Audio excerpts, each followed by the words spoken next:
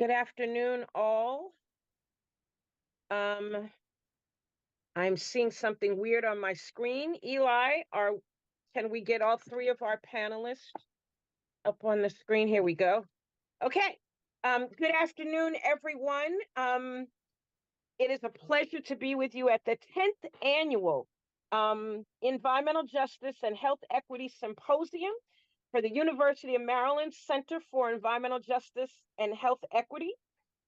And Dr. Jacoby Wilson and his team at the University of Maryland have been moving this conversation here in the DMV. For those of you who are not familiar, DMV stands for DC, Maryland, and Virginia. We tend to function as one metropolitan area, but honestly, from my perspective, I'm Vernice Miller-Travis. I am an advisory board member for the symposium and a longtime environmental justice advocate. And I work at the Metropolitan Group of Social Change Agency, where I serve as executive vice president and oversee our environmental justice and social justice bodies of work. Dr. McLean, would you introduce yourself? Yes, as she said, I'm Dr. Mildred McLean, and I'm the founder and executive director of the Harambe House Citizens for Environmental Justice. And we are located in the great city of Savannah, the great state of Georgia. Sometime.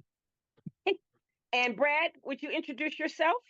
I'm the president of the Conservation Law Foundation. I'm based here in Boston, and we are a legal advocacy organization and really the major regional advocacy organization on environment, climate, energy, environmental justice that is coupled with significant legal capacity. So we spend a lot of time in the courts as well as in the state houses and agencies. Thank you. So our plenary panel today is on the 30th, celebrating and commemorating the 30th anniversary of the signing of the Executive Order 12898 on environmental justice, which was signed into existence by President Bill Clinton on February 11th, 1994. And the symposium this year is asking that we lift up the 30th anniversary of what has become a historic document. And so we're going to get into the conversation. And so I'll give you just a little bit of context, and then I'm going to ask questions of our panelists. I might interject from time to time with some thinking on some of these questions. But so Brad, what was your actual title at CEQ? Well, if you took the whole process of developing the executive order, I started out at the Department of Justice, actually, and then in the early development, and then I was associate director of the Council on Environment, the White House Council on Environmental Quality. So I knew Brad as one of the critical point persons that was moving and orchestrating and moving to conclusion and signing the executive order. And I thought it was important for us to hear from somebody who was on the inside of the process what was going on behind the scenes, but also to hear from Dr. McLean about what was happening outside, externally, in the movement itself that got us to that moment. So I have some questions that I'm going to throw at them, and let's start. The first question is, tell us a little about your backstory. What role were you serving in February 1994? Dr. McLean? In 1994, I was serving as the executive director of the Harambe House Citizens for Environmental Justice. And we had just begun our work, and we've been operating for about 2 years. We came into existence because around 91, there was a huge spill of tritium from the Savannah River site, which is located about 125 miles upriver from Savannah. We woke up the day after Christmas and 20,000 pica quarries was in the river. And we made a decision that even though we were novices, that we had to do something about it. And that was when we decided, okay, we're going to do an organization called Citizens for Environmental Justice, which then morphed into the Harambe House. We had been thinking about the Harambe as a title because it's a word from Swahili, which means let's pull together. And our thinking was it was going to take all hands on deck, all boots on the ground to address this issue around nuclear facilities, federal facilities, because most of the environmental justice community was working around petrochemical companies, paper companies, port issues, all of that. But very few people were attacking or addressing the issues associated with the production of nuclear weapons. So in 1994, there I was, a novice, sort of young, middle-aged, and had been kicked out of the public schools as a teacher because I was beginning to speak up against environmental injustice. And that's Thank where I you. was, right there in Savannah. Thank you. Brad, what were you doing in February of 1994? What brought you to this space? I came to this space really initially as an environmental lawyer who at the Department of Justice was I was a trial lawyer working on environmental justice issues, some toxics issues facing with community facing groups. But early on in the Clinton administration, we had the original head of the environmental justice environment. I'm sorry, the Justice Department's Environment and Natural Resource Division was an environmental justice leader, probably many of you know, Gerald Torres. Yeah. And he really started at Justice the process of, beginning to craft what an environmental justice executive order should look like.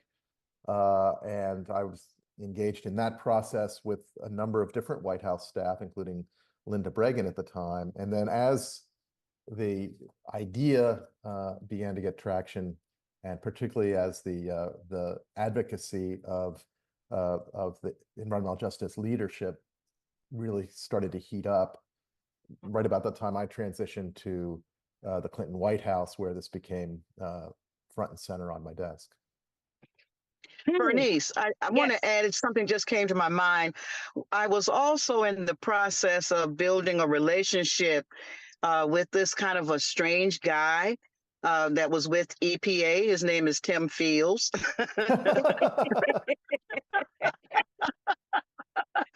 And he was strange because he was so pro-community. He was very astute in the government and business and industry, but he had this. We should say that Tim Fields was the deputy assistant administrator for the Office of Solid Waste and Emergency Response at EPA. Yes, I was coming to that, but that was his position. But he was sort of a backstreet advocate for community engagement when people weren't really kind of looking at that. And he was ensuring that voices that had never been at the table was at the table. And he was actually visiting communities because he came to Savannah several times. So around about that time, we were really developing something that was very new for us, which was working very closely and in partnership with whom we thought was the enemy, which was government. And thank you for lifting Tim up. And I would also lift up the assistant administrator of OSRA at the time, Elliot Laws. Elliot was the first African American assistant administrator at EPA, and Tim was his principal deputy. And the two of them really created and opened up a lot of space for environmental justice, particularly in the hazardous waste and cleanup and remediation space. So my next question for the two of you, and I'm going to answer this question as well. How did you come to be present or intimately involved in the Oval Office signing ceremony for the 1994 Presidential Executive Order on Environmental Justice? Brad, why don't you go first, and then Mildred will go second. Well, I really became deeply involved in what I think of as probably the most remarkable advocacy experience that I've ever seen, in the sense that you had this issue. You had some great appointees that Administrator Carol Browner had brought to EPA. You had some very community sensitive appointees at Justice who sort of got the ball rolling. But then what you had, and I've told Bernice, I'm so honored to be part of this panel, because that moment included some of really the great founding heroes of the environmental justice movement, of at least of my lifetime. And they ramped up that effort, the advocacy effort for the executive order, at a moment when it was not a priority at the White House. Remember, these are the days when every priority at the White House revolved around healthcare and Hillary Clinton's push for what later became known as Hillary Kale, the failed push for universal health insurance. And this issue was not on the front burner for even for the environmental cabinet members, really. And it was the incredible advocacy of Bernice and Bob Bullard, Dr. McClain, and many others, Peggy Shepard from We Act, who wouldn't take no for an answer on this issue. They knew there were drafts internally, and we were Tim Fields, my office, others were obviously sharing ideas and text that we thought would be good for an executive order with the community and environmental justice advocates. But the push came from outside, and it was a hard lift.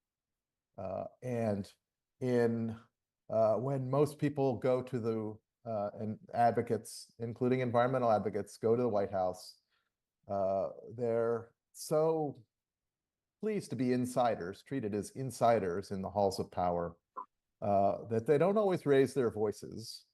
That was not the case here. This was not a situation where anyone was going to feel gratified by getting FaceTime with the president, the vice president, or cabinet members. They wanted to see action. They had been waiting, and there were meetings where cabinet members and even the vice president of the United States were shouted down, essentially. And it took that kind of incredible speak truth to power advocacy to make this happen. And the force of that advocacy, and Dr. McClain may comment on this, Bernice may comment on this, I think was really driven because the people who actually got into the meetings, got in the door representing communities, I think really felt the weight of all the communities that had been poisoned and overburdened by pollution for years. It was all sitting on their shoulders. And they, their efforts really reflected the incredible sense of mission they had to honor essentially the people they were trying to protect.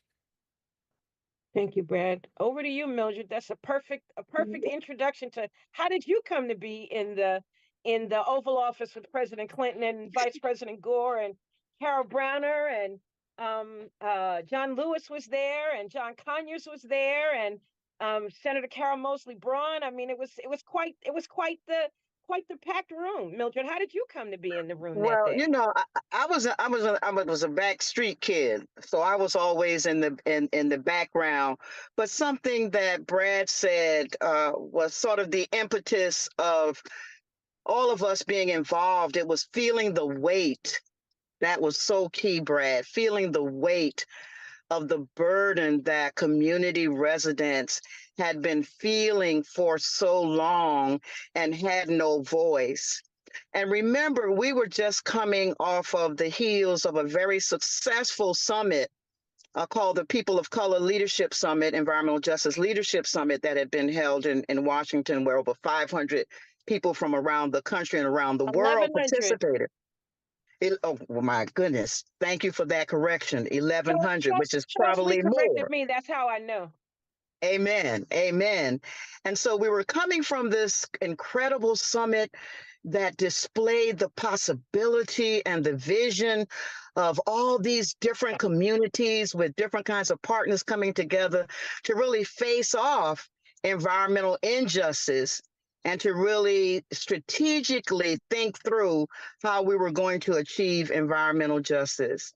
And Dana Austin, God bless her soul, a staunch freedom fighter, left us with the marching orders to go back to our regions and organize regional networks that would really bring together as many community-based organizations, organized and unorganized, to work on implementation of the environmental justice principles, but more importantly, how were we going to get the job done in working with governmental agencies that had the responsibility of protecting us, but often was seen as not protecting us. And so a bunch of rebel rousers, loudmouths like Connie Tucker from the Southern Organizing Committee, Marvin Crafter out of Fort Valley, Zach Lyde out of Brunswick, Georgia. All of these people had been working sort of like in silos. And the call to action was, we've got to come together, build regional networks that's going to push as well as support and critique the government in how they were dealing with communities. So when the executive order was issued, of course, we were feeling like we was living the life of Riley. That's an old guy who used to be very rich and was actually a working class person. We gathered ourselves, sometimes having been very traumatized, but understanding that this was an opportunity that was historic and maybe the last time we could have gotten it.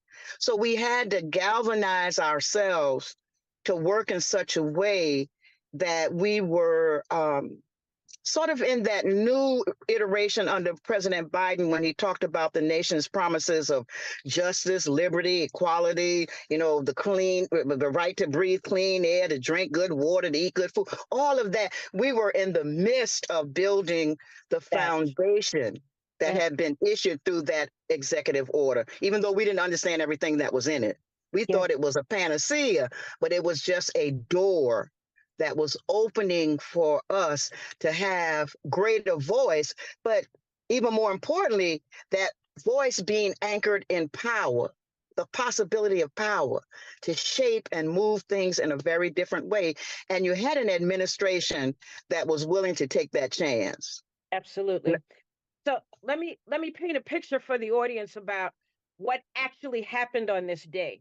So Brad and the folks at CEQ, the folks in Vice President Gore's office, I just learned from Brad earlier that Katie McGinty, who we all knew as a staff leader for Vice President Gore, was actually the chair of the White House Council on Environmental Quality. I was not clear on that, but Katie was deeply in the mix.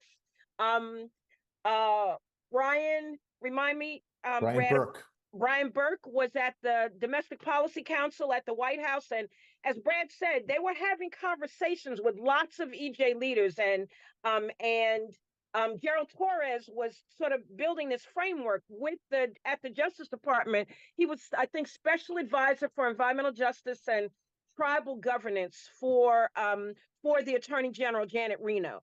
And so they were beginning to think at a higher order level of what these issues look like. But we did not know behind the scenes. They're doing all this work behind the scenes, but they're talking to us constantly. But we didn't know that they were going to roll out this executive order.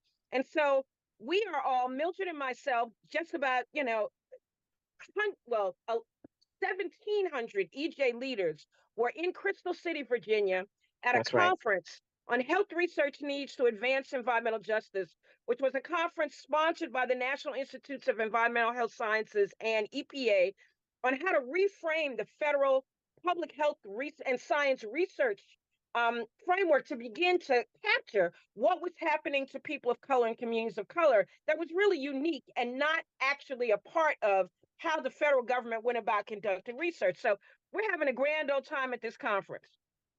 And somebody shows up. I think it was Carol Browner's first special advisor on environmental justice. And I don't know why I can't remember his name. I can see him, but I can't remember his name. And he says, we came to get some people because the president is going to sign this executive order on environmental justice. And we're like, what? So they asked a number of people.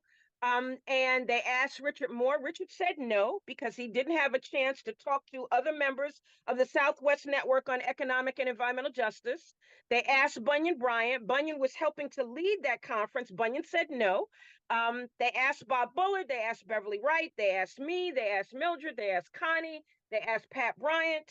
And I don't know who else I can't remember who else I'm leaving out. They would have asked Charles Lee, who at the time was still at the United Church of Christ Commission for Racial Justice, but Charles was in North Carolina at a meeting with NIEHS. He was down in North Carolina. Now, the other thing that's important to know is that we had 3 blizzards in DC in 1 week. A snow event in DC is when you get 2 inches of snow and the whole entire federal government shuts down. Am I right, Brad? Is that how we roll? Absolutely. But this was 3 major snow events. So the airports were closed, Amtrak was closed, our metro system was closed, the highways were closed. There was nobody moving anywhere. And so they had to send a van to pick people up. But they also had to do the security to get people through and into the White House. That's a very heavy lift. You cannot just walk into the White House. There's serious background checking that goes on before everybody goes. So they're doing all of that. But they had invited my boss at the time at the Natural Resources Defense Council, John Adams, which really pissed me off, because they knew John. So they invited John because Bernice was spending countless hours on this work. And I'm like, why the hell are you inviting John? And then they realized they had made a mistake. So then they invited me. But they sent the van already to the White House. So I didn't have a way to get there because there was no transit of any kind. And this black bellman walked up beside me and the guy that was Carol Brown, a special assistant on environmental justice, and he heard us talking and he said, "Are you really going to meet the president of the United States?" I said, "I really am." He said, "I'll go and get my car and I'll drive you." And that's how I got to the White House. And then this event just happened, Brad. So Brad, what was going on behind the scenes? Because you all had a serious event that you had put together for the signing of this executive order. What led up to that? Well, there's, when in any White House policy discussion, you're also always looking for what is the opportunity where we can actually get the president to engage. There's obviously every cabinet member is and White House office is competing for a chunk of the president's time, and it's there's both an opportunism about it and deliberation about it. So we had to both sort of plan the event, but also have to exercise great care because you don't want to create expectations that something's going to happen if you're not sure that you're going to deliver. And you particularly don't want to do that when it has consequences for communities that have been disappointed by government promises again and again and again. And so it was really a fine line, which is why from your perspective, it seemed kind of ad hoc. And and also, though, there was also, in addition to the sort of advocacy element, there was also internal advocacy that had to happen, even though a lot of great people were recruited to the administration, like Tim Fields, like Elliott Laws. There's also the permanent bureaucracy.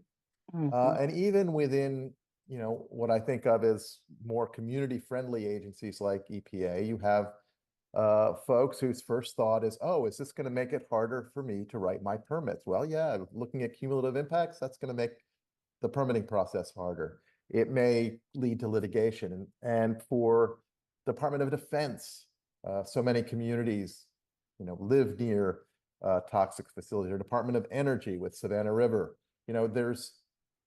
They're worried about their liability, how they're going to be affected by this. And they don't have the advocate's objectives in mind at all. So they're fighting a rearguard action to stop or weaken or, delay what you're trying to do. And so it's really that internal, trying to do the internal battle, fight that internal battle and reassure people internally, and on the one hand, reassuring and ensuring that you're doing enough that it'll be well received when you roll it out, but also being in a position to give the president confidence that when he does this, it's going to be well received by the advocacy community you've been working with. So that's the tension that we had to manage, and one reason why, even though it was painfully developed with many drafts and iterations and planned, it also had this element of, okay, boom, now this is the opportunity. We've reached this point where the battle's been fought, and we also have the presidents here.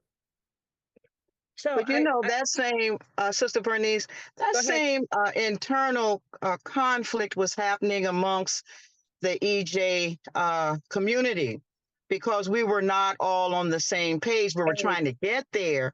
Yeah. But the staunch activists had a very strong position that was sort of semi anti-government. Yep. And then you had the folks who were like, well, let's give them a chance. Let's see. And so that internal burden impacted how we were approaching even the signing of the document. Yeah. And as Bernice said earlier, we were all the way over in Virginia looking at this very critical piece of environmental justice work, which is the health impacts.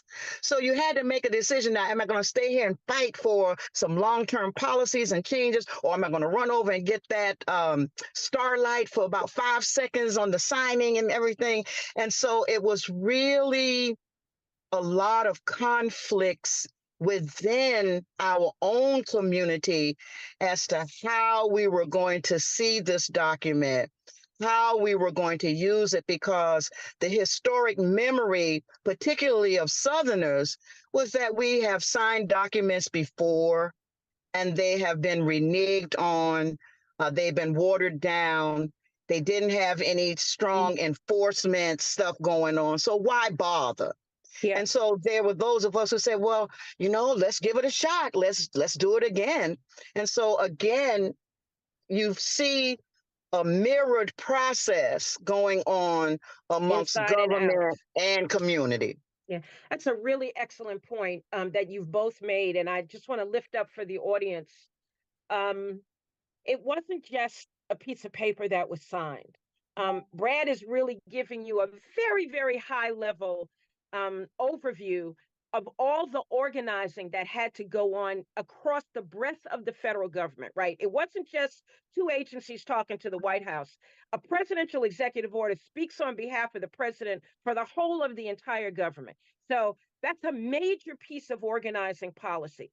But in order to get there, they were talking to a lot of us. But Mildred is absolutely 100% right.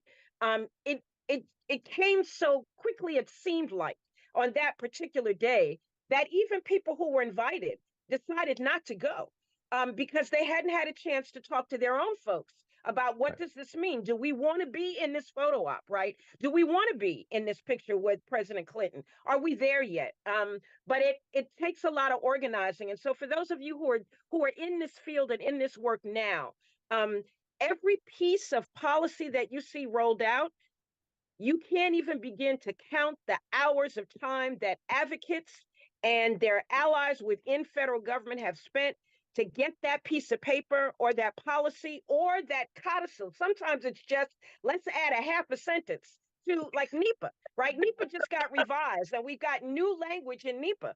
They didn't go back and change the document or ask Congress to pass it again, because that would have never happened. They just added some language to include and lift up environmental justice. All of that requires hard work. So my next question for you all is, how has this document, what's the significance of it, you think, and how has that executive order remained relevant for 30 years? How is that possible?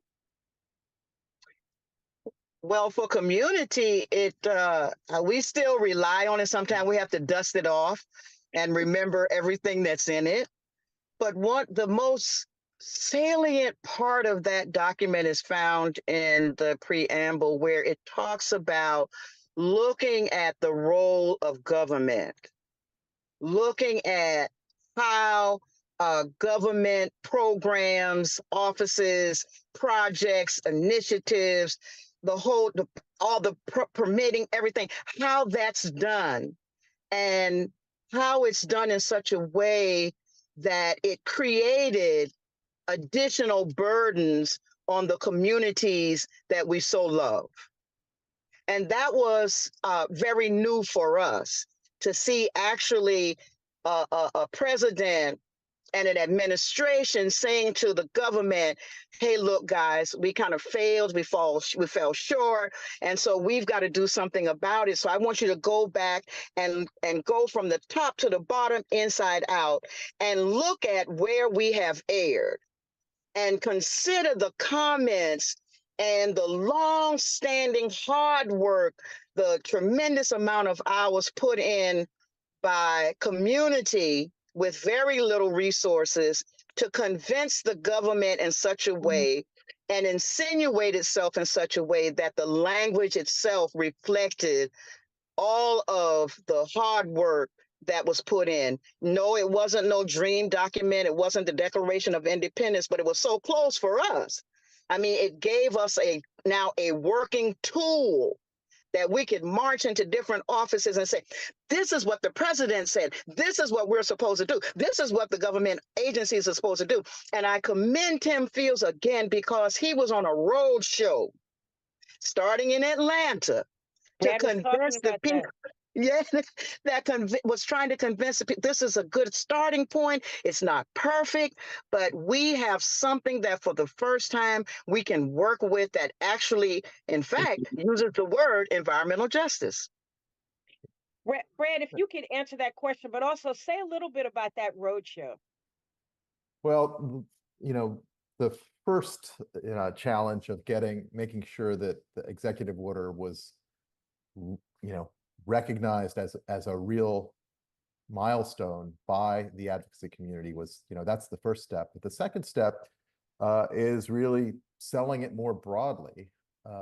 We look today at what's happening to the backlash against environmental justice initiatives. You see all the what Commissioner Regan has gone through with the Biden administration in terms of what he's tried to do in Cancer Alley and has been prohibited by right-wing courts from doing.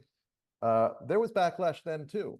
You had the chemical industries that are often hosted by communities of color and low income. You had the fossil fuel industry, same thing.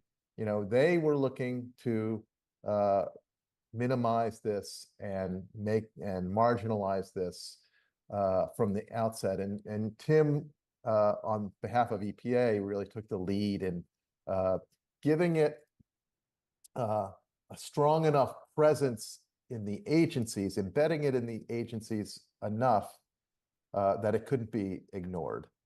And also, to the extent it has endured, making it so that no future administration would want to endure the wrath of the advocacy community by actually revoking it.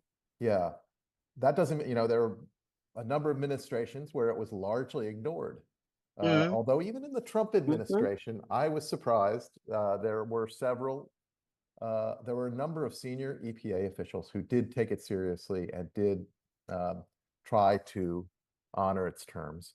But you asked what its impact and why is it still relevant after 30 years? For most of those 30 years, really until the Biden inauguration, it was the only game in town. It was the only thing you could rely on. Absolutely. I was really surprised. I've been surprised over the years when I'll read a brief in a case or litigation about that as an environmental justice issue. I'll see it cited there and I think, God, I can't believe all these years later, that's the only thing they can cite to for authority. Because we thought at that time, this was just going to get the ball rolling. This is going to be reflected in statutes. This is going to be, become embedded in practice, embedded in laws, embedded in regulations. And that expectation and hope was partly fulfilled. There are a number of states who've adopted environmental justice policies. When I went to left the White House. I shortly after became after being an Jersey EPA regional administrator. I was the commissioner of New Jersey Department of Environmental DEP. Protection. One of the earliest things I did was have our governor issue an executive order on environmental justice. Here, same thing happened here in Massachusetts, although the governor at that time, Deval Patrick, a person of color, but he still did his environmental justice order on one of the last days he was in office. And so it had more limited effect.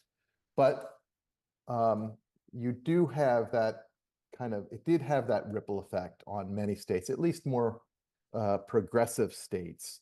And so it's, I think there is a lot of, a big part of the legacy are some of those follow-on actions that were inspired, and also the leverage it gave, maybe not always in a lawsuit, but it gave communities to go and say, you are bound to honor this, and where the agencies have discretion to move the needle at least a little bit. But I'll also say, and I, as proud as I am of the work we did in those days, it still has not really been honored in permitting. Cancer Alley is still Cancer Alley. It still has not really been honored in funding. Flint still doesn't have clean water. We're still seeing disparities for the communities that are historically under-resourced. It didn't move the needle much on that front. And so there's still obviously a lot of work to do. Some of the tools we thought that would be helpful in really advancing the principles of the executive order, like Title VI of the Civil Rights Act, have been weakened by the courts. As you know, currently in terms of EPA's actions in the Gulf, at least one court has enjoined them from enforcing Title VI, essentially.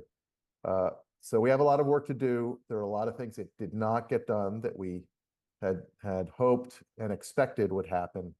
But I think it has set the course, and I think it really laid the gauntlet down for the Biden administration to do something better, to take up that mantle in terms of the executive orders, in terms of Justice 40, et cetera. But even those initiatives, like the original executive order and its promise, their public officials still need to be held accountable. And we still don't know, so one product that I think is the executive order helped push along too is the CEQ work on and defining disadvantaged communities, which they used instead of environmental justice communities for various reasons. That's progress. Justice 40's progress, but the math of how are they doing that calculation to say 40% environmental justice communities or disadvantaged communities are receiving 40% of the benefits of the $1 trillion in the Inflation Reduction Act. That's something where the math is still very fuzzy. We're still going to we have a lot of work to do to keep the agencies honest on that front. We're still using it, Vernice, as a teaching moment. The Harambee House in Savannah has its annual celebration of the executive order. You have been one of our speakers. And we really use it as a tool to engage community in leveraging their voice. For some communities who have just started, for example, Ogeechee in Savannah, we're using that to teach them what's possible. We show them that this document still is pregnant with what we call possibilities. And even though it fell short from a lot of standpoints, it still has that kind of a swing to it where regular people, our moms and pops, Aunt Sarah, Uncle Bubba, Pookie, and them have an opportunity to see themselves with power to shift government thinking. Yes, it is a long road. It is very difficult, compliance issues, enforcement issues, assessment issues, stewardship. Of course, we're always focusing on that permitting process because a lot of time that's where the rubber meets the road. But it's still a tool that we're using to bring people to the table who otherwise would be a little bit scared. Well, there's nothing in place for us to say that we can do this. Yes, it is. And it is our job to continue to put teeth to the executive order, because there's a lot of executive orders that relate to the environment. How do we steward the implementation of those orders is the critical question of the day. Even with all of the new stuff that Biden has put in place, how do we ensure that all of those millions and trillions of dollars actually go to the communities to build their capacity to stay engaged and to push that needle in such a way that it's not just on emotion, but it's on data, it's on analysis, it's on strategic plans that can be implemented. So yes, we do have a long way to go, but we here in the down south, we haven't given up on that there document. We still are using it and making sure that our people know about it. So, Yeah, Dr. and I McLean, just want to, go I'm ahead. sorry. I just want to Well, lift up, I just, I'm sorry. I just want to ask her a little follow-up, Brad, and then please jump in. Mildred, for as long as I've known you, and I've known you for about 35 years, you have been working in the Deep South. You have been especially working in Georgia, your home state, the place of your birth. And as long as I have known Georgia, it has been a difficult political environment. How has the executive order given you a platform and a space to be able to create a different set of relationships with the government of the state of Georgia? That's been a very difficult process, but because it is an official document that is signed and still in existence, we oftentimes use it as an opening for the conversation. And we use it in such a way that it doesn't pose an immediate threat. Like you don't have to go get Air Force on us right away, but it really helps us to show government how this is a good thing for everybody. It's a win-win situation. And even though it's 30 years old, it is still relevant. And when you look at it as a backdrop for all of the additional executive orders have come, it still holds a hallmark place. It is a document that we still can go back and find nuggets. For example, the Interagency Working Group, which I now know is called something different, but it mandated that all of the agencies come together and think through how are we going to operationalize this on the local level? Because we can talk federal all you want, but I live in Savannah. I don't live in Washington. So that has been a way that we've kept the document alive. We continue to use it to hold particularly our local government. Now, because we're in a red state, sometimes kind of a silly state, we still see the possibility of showing good common sense. I know that's kind of a oxymoron, but good common sense to our governor and our elected representatives and senators. And most of them, unfortunately, are right wing. But we don't let that deter us. Sometimes they say, well, using the executive order is like putting a pork chop suit on going into a lion's den, but we're used to that. We're going into the lion's den and we're using the executive order to help us be a shield, have a shield. Thank you. Brad, you wanted to jump in? Yeah, one thing that I think is another lasting impact is the extent to which the executive order really lifted up the science around environmental justice issues, particularly cumulative impact assessment and analysis. And, you know, it wasn't part of the regulatory conversation prior to the executive order in the same way it is today. You know, there were fewer experts on it. It wasn't a place where scientists were doing a lot of work. And we're now in a position where that issue is front and center. They're just the new regulatory provisions in Massachusetts on it. We have an environmental justice bill in Vermont, or law in Vermont, that is giving that lift. And so I think the impact of sort of mainstreaming some of the science relative to environmental justice, I do think that's part of the legacy of the executive order. And you even see it in the climate field where, there's the scientific attention and the research on, for example, in communities that are historically overburdened, the air actually becomes more toxic, even if you don't have any new pollution sources. That's changing how we think about mitigation in those contexts. And so I think that's that impact of mainstreaming the science, raising up that science and the scientists who are really leaders in that is an important piece of this. So we have seen one major leap forward.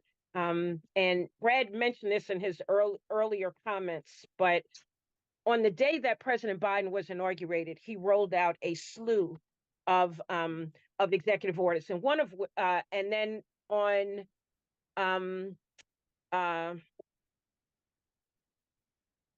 oh my God, really? I'm an environmentalist and I can't remember the name of this. What's our holiday that we celebrate in April? Our celebration of the Day. environment. Earth Earth Thank Day. you. On Earth Day 2023, the president had a signing ceremony in the Rose Garden of the White House to sign Executive Order 14096. And it's executive order to revitalize our nation's commitment to environmental justice for all. And it includes a deepening of the Biden-Harris administration's whole of government commitment to environmental justice, better protect overburdened communities from pollution and environmental harms, strengthen engagement with communities, and mobilize federal agencies to confront existing and legacy barriers and injustices that's within the government itself. Promote the latest science, data, and research, including on cumulative impacts, as Brad said. Expand interagency coordination and launch a new Office of Environmental Justice within the White House Council on Environmental Quality, led by our dear friend, Dr. Jalon White Newsom. Increase accountability and transparency in federal environmental justice policy. Honor and build on the foundation of ongoing environmental justice work. I was there for that signing. At the first executive order signing, I was standing right next to President Clinton at his elbow when he signed. This time I was sitting in the audience, and other friends and colleagues were standing on the stage as the president signed it. There were people walking around with silver trays handing us lemonade. We were in Yes. the Rose Garden, and I just kept thinking to myself, I think I've died. This cannot be my reality, because they really want us here, and they're engaged in an open and transparent dialogue with us. And so the foundation of Executive Order 12898, no doubt, is the foundation of Executive Order 14096, but it just says that the work continues. But could the Yes. work have continued without the ongoing commitment of folks like you two and others? So my last question is, how do you keep in this fight? How do you do it? My strength is in my ancestors and the Creator, and Aunt Susie, Pookie, Bubba, and them. They keep me going. My family and I now have a great granddaughter and a grandson, which I was praying for, and they keep me engaged. So I'll probably be on this front line until I go on over to paradise, because it's necessary. And the people I love, I want to fight for them. And that's all of America. And Brad, I've seen you engage in a number of different ways since you left the Clinton administration, but what keeps you at it? You could be in a firm, you could be sitting back, Brad, you could be collecting the big bucks, but you have never chosen that path. Why is that, Brad? There is joy in the fight for me. I say, Making progress, overcoming the headwinds, seeing how much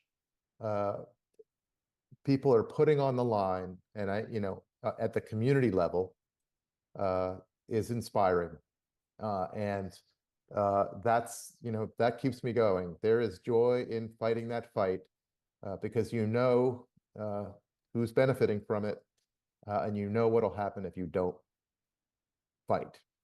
And Also, so just go as ahead, Vice Professor. President Harris talks about bringing back the joy, there's joy in this because there's also a lot of fights ahead too. Absolutely. Plus, we got to Absolutely. protect Big Mama. That's Big Mama Earth. We're not going nowhere. So that in and of itself keeps me tied to the fight. Well, I will just close out this panel by saying that these two people are demonstrative of all of the people who contributed to that first executive order on environmental justice. There were hundreds of people who, and to hear Brad talk about it, I mostly was interacting with Brad and with a few other people, but there were so many other people that were deployed to get us there. And I had forgotten about Tim's role. Mildred, thank you for lifting that up, and Brad for lifting that up. And I had forgotten about Gerald's role. And realizing that Gerald was developing a policy for the whole of government, not just for the Justice Department. And now all those people are still in the fight. And so for those of you who are new to this conversation, or are just dipping your toes in, once we get you, we never let you go.